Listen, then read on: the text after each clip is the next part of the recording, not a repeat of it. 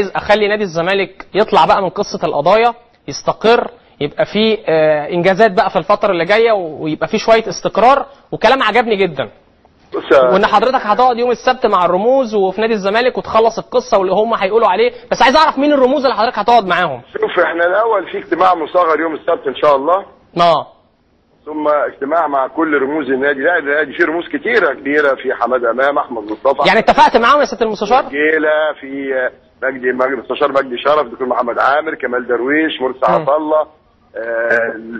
لا في ماشي. اتفقت حضرتك معاهم يعني؟ امير رفاعي، انا مش انسى اسماء يعني. ايوه اتفقت معاهم. الاستاذ عمرو الجنايني هو اللي بينسق هذه العمليه. وانا بص كريم، انا ماليش مصلحه في نادي الزمالك انه يبقى احسن نادي في العالم. تمام. لكن انا انظلمت في النادي من سنه 2009 لما تم تزوير الانتخابات، والمحكمه قالت تم التزوير. ومفيش وقت دلوقتي في الظروف اللي احنا فيها النادي بيمر بيها. بس القضيه شغاله لسه، مفيش حكم نهائي فيها. لا، الحكم لغايه دلوقتي امال هو جلال ابراهيم قاعد ليه؟ موضوع بس مشي ليه؟ ان المحكمه قالت ان في تزوير. فعلى فكره مش انا اللي رافع القضيه، الاخ ممدوح عباس وحسن صار هم اللي رافعينها. تمام. لكن انا بتنازع عن الحكم الصادر لصالحي. حلو. خد بالك، مش بتنازع عن القضيه، لان القضيه مش انا بتنازع عنها. القضيه اللي رافعها الاخ ممدوح والاخ حسن صار. وانت عارف انه مجلس الاداره بتاعنا كريم من سنه 2005 2005 انت عارف ما عادش 4 اشهر اتحل. تمام. خدت حكم فاتشطبت واتحل تاني. فهذا الصراع مش انا اللي عملته، الصراع ده اللي عمله الاخ حسن صار. ويمكن دلوقتي هو يعني بتمنى له التوفيق بعد ما طلع من المجلس القومي للرياضه.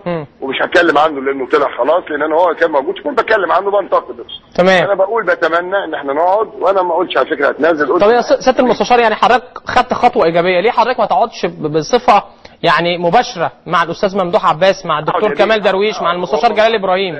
يا بيه هقعد المستشار جلال وممدوح عباس وكمال درويش. ممدوح عباس مش تل قريب. طب دي حاجه كويسه.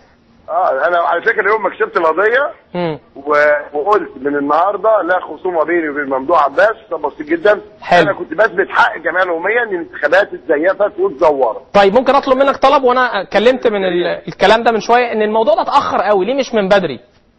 والله عايز اقول لك حاجه، الظروف اللي بيمر بيها النادي وخاصه بعد المئويه، يعني المستشار جلال تحمل فوق طاقه البشر، ودي امكانياته. ما نقدرش نحمله اكتر من الطاقه اللي هو فيها. وانت شايف يا كريم في تاخر في المستحقات، وفي لعيبه ابتدت تشتكي، واحنا عندنا فتره توقف في الدوري حوالي شهر. الفتره التوقف الشهر ده ممكن انه لو المجلس اللي هو المنتخب هو بقى كان جايب التزوير يرجع ويرتب اموره. ممدوح بس اعتقد ان هو مليء، واحنا في انتظار بقى اذا كان ليه ديون عند النادي يتنازل عنها. وده اللي هنقعد بقى نتكلم فيه. خلي بالك. تمام. انه اللي بيحب نادي الزمالك واخد بالك ينقذه من العصر اللي هو فيه. اتمنى بس تقعدوا ما يكونش في حد شايل من حد، والامور تمشي عشان القعده ما تبص يا سياده المستشار. يا كريم انا لو شايل، لو جابوا لي الجن لازم مش هقعد معاه. انا كل ده بعمله عشان خاطر النادي. نادي من 2005 ما خدش ربح، وده حرام. ده مش نادي الزمالك، ده نادي اصلا نادي بطولات. تمام. نادي الزمالك لازم يرجع لمكانته تاني. واذا كان البعض كان متصور ان القضايا اللي انا برضو مش رافعها انا مرفوع عليا هي السبب، فمن دي لهذا السبب الوهمي ونبتدي بقى نبدا صفحه جديده والناس كلها تقعد مع بعض. لو الرموز قالوا تعمل انتخابات انا موافق، اتنازل انا موافق، امشي انا موافق. انا بكتب ورقه مسبقه بما يتفق عليه الرموز. تمام سياده المستشار، بشكرك شكرا جزيلا. وخطوه وبعد الهوا بقى نتكلم في موضوع والدك وكده. ماليش علاقه بقى.